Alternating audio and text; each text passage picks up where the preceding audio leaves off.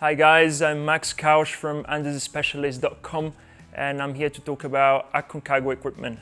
We have a lot to talk about, so we're going to break up the list in smaller bits. I hope you enjoy it.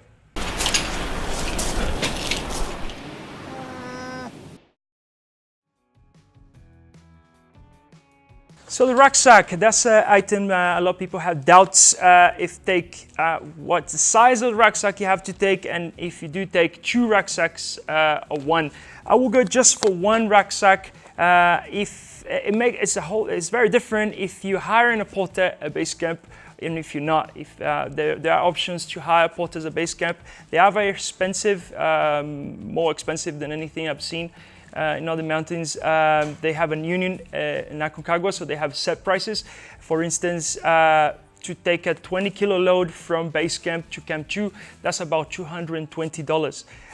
So if you are hiring porters, you can actually take smaller rucksacks, but if you're not hiring porters, you need anything between 55 and 75. I would not go for anything smaller than 55. They are pretty heavy. All these big rucksacks have a hard back system, so by themselves they weigh 3 kilos already. I don't know many options of light 55 liter rucksacks, so do make sure you have a rucksack. You can rent these in Mendoza, that wouldn't be a problem. Also, you need a big, thick, resistant duffel bag. This is mine. This is actually, I've been using it maybe for 5 expeditions already. You have to put all this stuff on mules. The mules will carry everything for you between the entrance of the park and base camp. But they have to be very resistant because there are ropes rubbing all the time. Also, do make sure you have a padlock to make sure all this stuff makes it to base camp. And a lot of people ask me about a smaller rucksack. Should I take a small rucksack for the summit, just for the summit? The problem I see with that is that you have to carry the smaller rucksack, so that's that weight. You have to take probably 2 kilos all the way to camp 3 and then dump your big rucksack and then carry the smaller one. So I would just go for this guy. I would just strap them well together and carry everything I need for the summit. Usually in the summit we will not carry anything more than water, some food, jacket, spare gloves, spare batteries, and stuff like that. But you do have to have on the summit push. And I would make sure it has a rain cover as well, protecting it, because we can have rain on the way in, on the approach below base camp. It can rain. Well, we need 2 sleeping items for Aconcagua. You can rent all of them in Mendoza. We need mattresses. These are quite hard actually to have in your duffel bag if you fly into Argentina. So maybe this is a good option to actually rent them in Mendoza. A lot of people ask me about the inflatable mattresses against the foam mattresses. The inflatable ones, they can actually bring problems because, well, first of all, if you poke a hole in them while you're climbing, okay, great, you have a kit to fix them, but you have to put them under water in order to find the hole, so we cannot find it. We don't have that much water up there. So I would go for foam mattresses. I would go for 2 foam mattresses. If you do insist, if you have an inflatable mattress, do take another foam mattress with you, because you protect the inflatable mattress. There are many sharp rocks in Aconcagua, so they actually poke tiny little holes at the bottom of the tent, and they actually can mess up your mattress. But as I said, you ideally take 2 foam mattresses, which you can rent in Mendoza. And the sleeping bag. The sleeping bag is a tricky one. A lot of people ask me about this item. You need a comfort minus 20 degrees Celsius sleeping bag. And that is written right here. It says comfort, limit, and extreme. To give you an idea of what extreme is, this is minus 44 Celsius extreme. Minus 44 extreme means that you can spend 6 hours inside the sleeping bag without being hypothermic. So that doesn't mean you're gonna have a comfortable night. So what you're looking at is, when I say a -20 sleeping bag, we're looking at the comfort temperature. So you can easily and comfortably sleep at -20.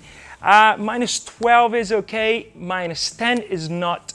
-15 is okay. So anything between -12, -20 is ideal for Aconcagua. But do have a look if the comfort temperature is at least -12 degrees Celsius.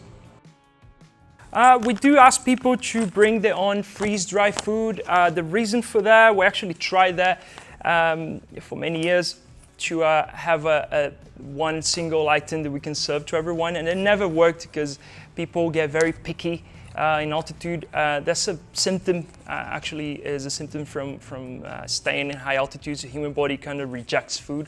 So people get very picky, so it never worked to serve one single meal for everyone. So that's why we ask people to bring their own meal. 3 of these bags, please. You can get these in Mendoza. There are not many options, however. There's some very good flavors in America, actually. The Mountain House, for instance, is a very good one. The good thing about these is they're very light, and you would have to carry your own Camp 3 food. The rest of the food we will carry for you, we will cook for you, and you don't have to worry about this. That's the only food item we ask you to bring. If you don't want to bring it, no problem. We do have our meals that we bring, we serve to everyone. That's not a problem. But if you've been to high altitudes before and you notice the lack of appetite, I would choose a good freeze-dry meal for me. Snack food as well. That's a thing. It's very confusing, actually. A lot of people bring these power bars and protein bars. They don't actually work very well because the human body cannot digest them very well above 5.5 thousand. So I would take just chocolates, like gummy bears and Pringles and that kind of stuff that you can easily get in Mendoza.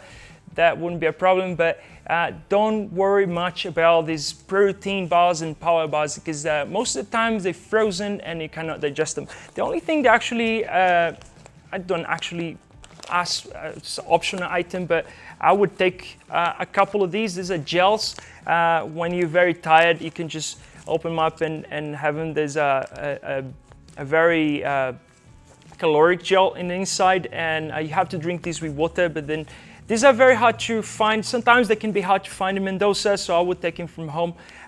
It's not an essential item, but this is something I would take. And the snack food, I would let the snack food, I would buy that all in Mendoza. Many people ask me about ice axes and why do you need an ice axe for Aconcagua. Is actually an item we prefer to have it rather than not have it. When we do need it, is very important. There's one time that you might need it, that's in the Canaleta. There's a 6.7 thousand and 6.6 thousand. There's a traverse, and if you fall, you're gonna get in trouble. So you do need an ice axe, which you can rent in Mendoza. That's not a problem if you don't have one. I would go for a semi-curved one, 65 to 70 centimeters. There are also the straight ones. This is a very long straight one. This is for very tall people. This is not a problem. You can have one, but I would choose the ones that have leashes on them.